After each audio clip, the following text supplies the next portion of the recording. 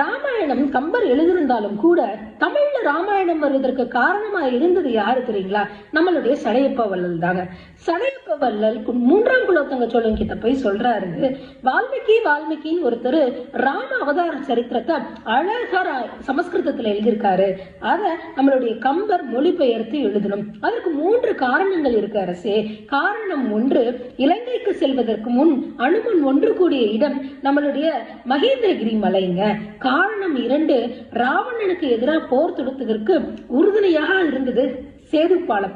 அந்த சேது பாலம் இருக்கும் இடம் நம்மளுடைய ராமேஸ்வரம்.